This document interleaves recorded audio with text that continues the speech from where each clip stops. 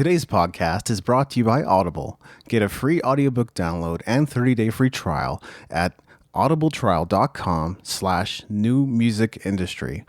Over 180,000 titles to choose from for your iPhone, Android, Kindle, or MP3 player.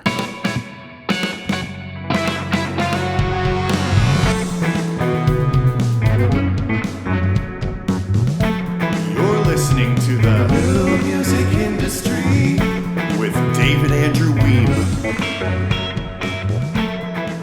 It's time for us to look back on the top 10 Music Entrepreneur HQ posts of 2019. If you're primarily a podcast listener, then you might not be familiar with the website located at musicentrepreneurhq.com, but it has fast turned into a massive online resource for musicians just like you. If you don't believe me, just go to the website and click on the blog button in the menu, and you'll see all the content we've published. And in 2019, since we were still accepting guest posts, many of the posts I'm about to share with you were written and contributed by others. So let's review the most viewed and listened to pieces of the past year. At the number 1 position, we have 5 ways to sing more powerfully. This guest post was contributed by my friend Matt Ramsey, who I got to meet while I was in Austin last August. I'll have to have him on the podcast as well. In this detailed guide, Ramsey shares how we can all add some power to our voices for those times when a song needs that extra push. I think he offers some great tips here, and this is an evergreen piece that's going to help singers for years to come. At number 2, we have 7 ways music benefits your health. At Music Entrepreneur HQ, we don't often cover topics related to how music can benefit one's health. With a huge growth in guest posters, however, we saw all kinds of people contribute content on a myriad of topics throughout the year. And as writer Alexandra Ray, it might be pronounced Rie, I'm not too sure, shares in this post, music can help you improve your communication skills, improve your emotional life, strengthen your heart, help you sleep better, reduce anxiety and depression, decrease pain, and boost the immune system. If you'd like to learn more, you're going to have to check out the post for yourself. All the posts in this episode are linked up in the show notes at musicentrepreneurhq.com/179, along with a full transcription of the episode. In third place, we have 4 challenges music entrepreneurs face and how to overcome them, a topic I feel is both relevant and worth delving into. I think guest contributor Rana Tarakji, I'm so sorry if I'm pronouncing that wrong, did a great job of covering the key struggles music entrepreneurs often face, having to wear many hats, lack of energy or motivation, and competition. If you have mental blocks in any of these areas, this post is for you. For better or for worse, I've often been hands-on with guest posts, and in this instance, I did a little bit of work to tighten up and pique interest in the headings. Looks like it may have paid off. Number 4, the effects of listening to music at work, pros and cons. Again, this is a topic I would not have thought to cover in any capacity. I guess that's why we had guest posters. They brought some fresh ideas to the table and covered what they felt were relevant topics. In this post, contributor Natalia Anderson seeks to offer some constructive thoughts on whether one should or shouldn't be listening to music at work and the type of music you should be listening to if you choose to listen while working. If you've ever wondered whether I listen to music at work, the answer is often. And if you'd like to know what I'm listening to, you can look up a playlist on Spotify called Addicted by David Andrew Weeb. You'll find the link to this playlist in the show notes as well. At number 5, episode 136 of the podcast, How to Create Your Music Career Strategy for 2019. Should I feel funny about the fact that I just barely made it into the top 5 with one of my own content pieces? I'm just kidding. I think it's great that so many others had the opportunity to contribute something to the Music Entrepreneur HQ site.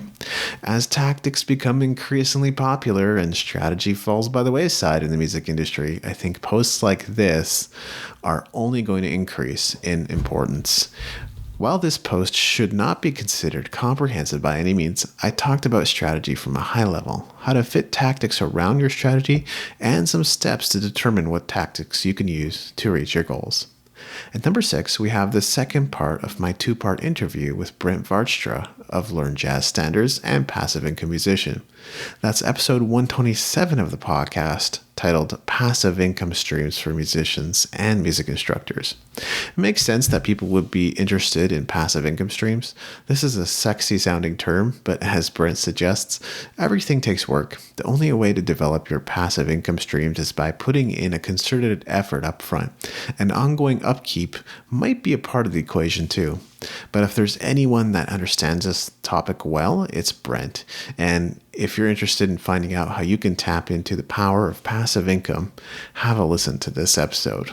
At 7th place, there's what your song titles and email subject lines have in common. This idea by guest poster Kaylee Alexandra had to be workshopped a bit before it made any sense.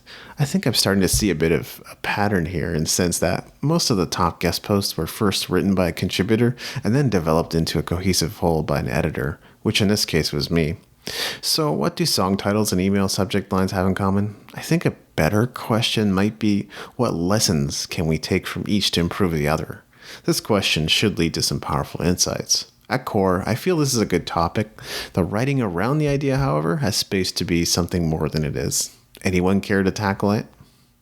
At number 8, we have episode 142 of the podcast, How to Succeed as a Songwriter, with award-winning singer-songwriter and producer Troy Kokol.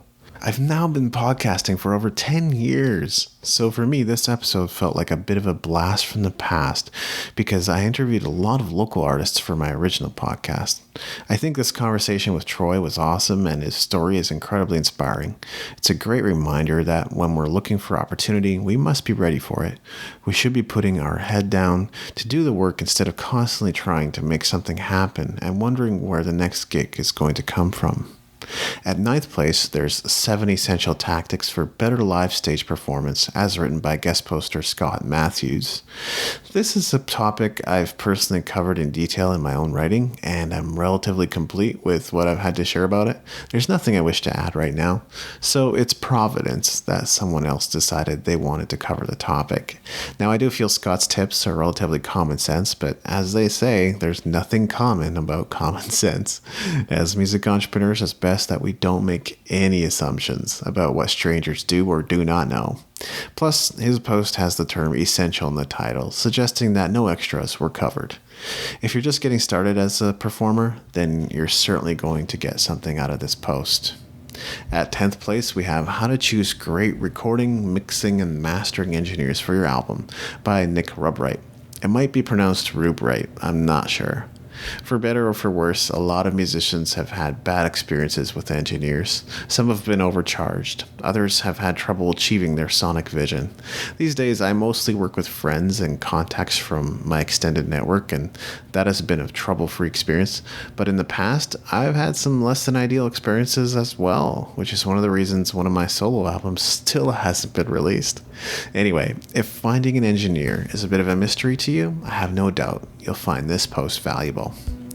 In closing, most of this content simply wouldn't be possible without the help I had from the various guests and contributors we had last year. So from the bottom of my heart, I want to say thank you.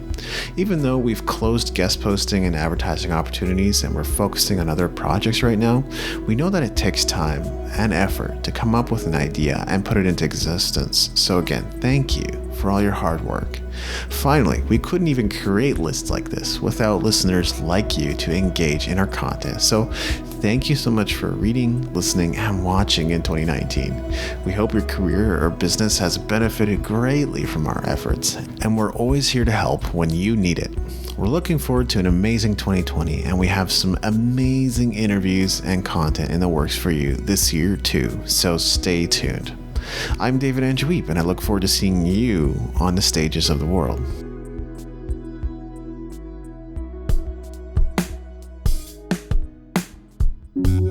Thank you for listening. Music in this episode was brought to you by Brian Young.